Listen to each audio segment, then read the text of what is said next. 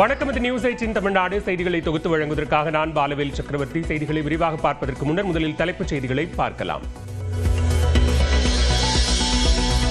தமிழ்நாட்டில் வரும் சட்டமன்ற தேர்தலில் வென்று 7வது முறையாக திமுக ஆட்சி அமைக்கும். எந்த கோமாளி கூட்டமும் திமுகவை வெல்ல முடியாது என மதுரை பொதுக்குழு கூட்டத்தில் முதலமைச்சர் மு க ஸ்டாலின் உறுதி. இது வழக்கமான பொதுக்குழு அல்ல. 7வது முறையா வாகை சூட வியூகம் வகுக்கிற பொதுக்குழு.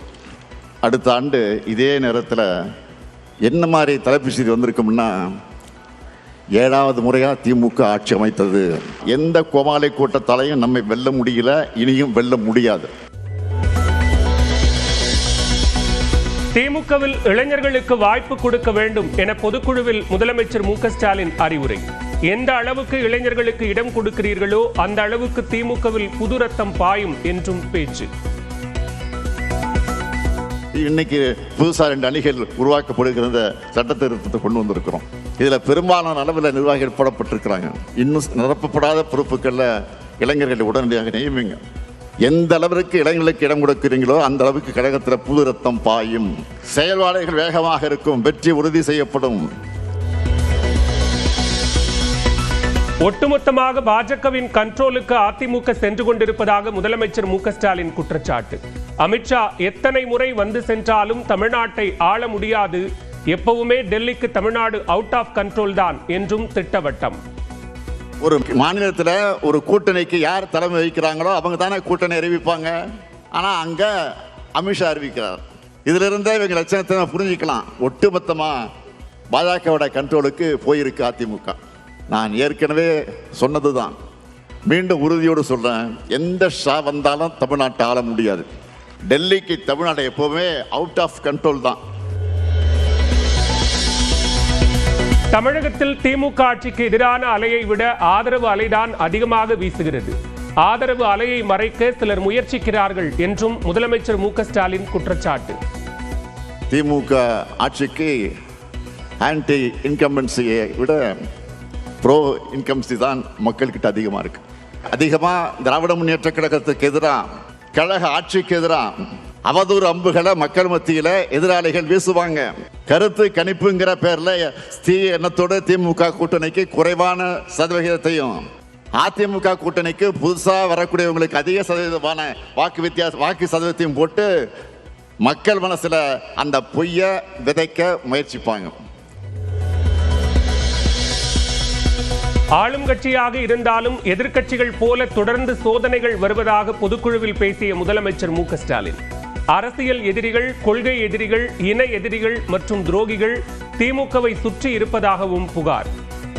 இன்றைக்கு நாம் அனுபவிக்கிற சோதனைகளும் நெருக்கடிகளும் சாதாரணமானதில்லை. நாம் இன்று மாநிலத்தினுடைய ஆளுங்கட்சி. ஆனால் எதிர்க்கட்சியை போல சோதனைகளும் நெருக்கடிகளும் நம்மை தொடர்ந்து வருது. அரசியல் எதிரிகள் ஒரு பக்கம், கொள்கை எதிரிகள் ஒரு பக்கம், இன எதிரிகள் இன்னொரு பக்கம், துரோகிகள் அடுத்த பக்கம்னு எல்லா பக்கமும் எதிரிகள். இதுக்கிடையில் கட்சியும் ஆட்சியும் நடத்துகிற மாபெரும் பொறுப்பு என் தோளிலே சுமத்தப்பட்டிருக்கு. தமிழகத்துக்கு துரோகம் இழைப்பது திமுக தான், அதிமுக அல்ல. முதலமைச்சர் குற்றச்சாட்டுக்கு அதிமுக பொதுச் செயலாளர் எடப்பாடி பழனிசாமி பதில். துரோகம் அனைத்து இந்திய அண்ணா திராவிட முன்னேற்ற கழகம் ஒரு வார்த்தை பயன்படுத்தி இருக்கிறாங்க. அது நாங்க இல்ல, அது திமுக தான் இந்த நாட்டுக்கு துரோகம் இழைச்சிட்டு. அஞ்சலை அம்மாளின் பிறந்த நாளையொட்டி பனையூரில் அவரது சிலைக்கு மாலை அணிவித்து மரியாதை செலுத்திய தாவேக தலைவர் விஜய். மக்களுக்காக உழைத்து தமது வாழ்நாள் முழுவதும் அஞ்சாமையுடன் மக்கள் சேவையாற்றியவர் அஞ்சலை அம்மாள் என்று புகழாரம்.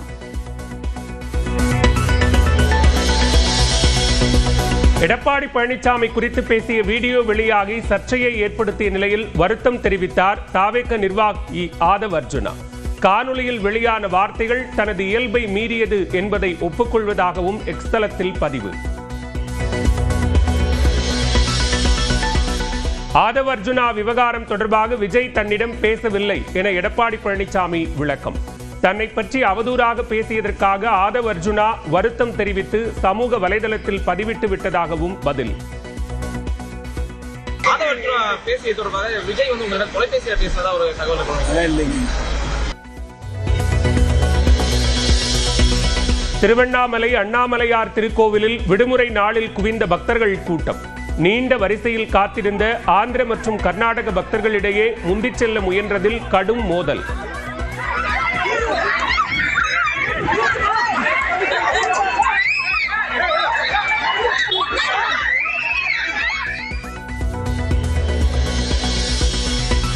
வாடிக்கையாளர் சேமிப்பு கணக்குகளில் குறைந்தபட்சம் இருப்பு இல்லாவிட்டால் விதிக்கப்படும் அபராதம் ரத்து. பொதுத்துறை வங்கிகளில் ஒன்றான கனரா வங்கி அறிவிப்பு. கோடை விடுமுறை முடிய உள்ள நிலையில் ஒகேனக்கலில் குவிந்த சுற்றுலா பயணிகள் பரிசல் சவாரி செய்து உற்சாகம்.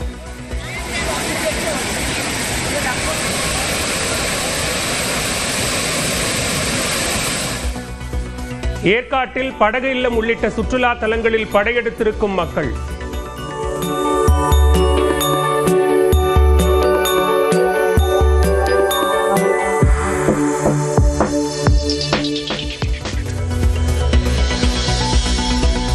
டெல்லியில் குடியிருப்புகள் இடிக்கப்பட்டதால் பாதிக்கப்பட்ட மக்களுக்கு தேவையான உதவிகள் தாமதமின்றி வழங்கப்படும் என தமிழ்நாடு அரசு உறுதி. சொந்த மாவட்டங்களுக்கு திரும்ப விரும்புவோருக்கு தேவையான உதவிகள் வழங்கப்படும் என்றும் அறிவிப்பு. மாநிலங்களவை தேர்தலில் அதிமுக சார்பில் முன்னாள் எம்எல்ஏக்கள் இன்பதுரை தனபால் போட்டி. துணை பொதுச் செயலாளர் KP முனுசாமி அறிவிப்பு. IS இன்பதுரை BABL XMLA அவர்கள், கழக வழக்கறிஞர் பிரிவு செயலாளர் திரு மா Dhanapal MA ML MBA PhD XMLA அவர்கள், செங்கல்பட்டு கிழக்கு மாவட்ட கழக அவைத்தலைவர். அதிமுக கூட்டணியில் தேமுதிக தொடர்வதாக KP முனுசாமி அறிவிப்பு. அடுத்த ஆண்டு மாநிலங்களவை தேர்தலில் தேமுதிகவுக்கு வாய்ப்பு அளிக்கப்படும் என விளக்கம். 2026 நடைபெறவுள்ள நாடாளுமன்ற மாநிலங்களவை உறுப்பினர்கள் பதவிக்கான தேர்தலின் போது அனைத்து இந்திய அண்ணா திராவிட முன்னேற்ற கழகம் தேசிய முற்போக்கு திராவிட கழகத்திற்கு ஒரு மாநிலங்களவை உறுப்பினர் பதவியை வழங்கும் என்பதையும் தெரிவித்துக் கொள்கிறோம். தேமுதிகவுக்கு மாநிலங்களவை உறுப்பினர் பதவி என்று அளிக்கப்பட்ட உறுதிமொழியை முறைப்படி அதிமுக அறிவித்துள்ளது. கடமையை அதிமுக நிறைவேற்றி இருப்பதாக தேமுதிக பொதுச் செயலாளர் பிரேமலதா விஜயகாந்த் கருத்து. இந்த முறை தேமுதிகவுக்கு என்று ஏற்கனவே உறுதி செய்யப்பட்ட ஒன்றுதான். அண்ணன் எடப்பாடியார் அவர்களும் அமைச்சர்களும் அன்றைக்கே அதை ஒத்துக்கொண்டு கடிதம் வாயிலாகவே கையெழுத்து போட்டு தான் கொடுத்தாங்க. அதைத்தான் நாங்கள் அறிவிக்க வேண்டியது அவர்கள் கடமை அப்படின்றதுல நான் உறுதியாக இருந்தேன். அதை தான் இன்னைக்கு அவங்க கடமையை அவர்கள் ஆற்றியிருக்கிறார்கள். அதிமுக உடனான கூட்டணியை உறுதி செய்யாத தேமுதிக பொதுச் செயலாளர் பிரேமலதா விஜயகாந்த் 2026 தேர்தலையொட்டியே தங்களது அரசியலும் இருக்கும் என பேட்டி. 2026 தேர்தலை ஒட்டி அந்த அறிவிப்பு இருக்கிறது. எனவே தான் நாங்களும் சொல்கிறோம், தேமுதிகவும் இனி 2026 இந்த தேர்தலை ஒட்டி தான் எங்கள் அரசியல் நகர்வும் இருக்கும் என்பதை நான் தெரிவித்துக் கொள்கிறேன்.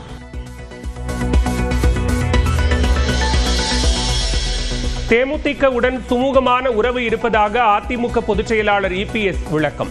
குழப்பம் ஏற்படுத்த நினைத்தால் அது நடக்காது என்றும் கோவையில் பேட்டி. எங்களுடைய சுமூகமான உறவு இருக்குது.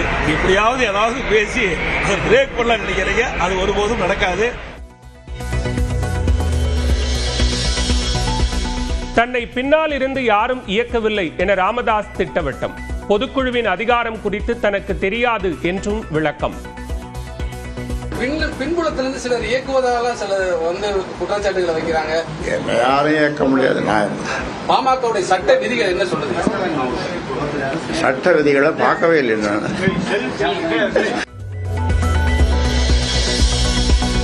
பாமக நிர்வாகிகளுடன் 3வது நாளாக அன்புமணி ராமதாஸ் ஆலோசனை. கோவை, நீலகிரி, ராமநாதபுரம் உள்ளிட்ட 12 மாவட்ட நிர்வாகிகள் பங்கேற்பு.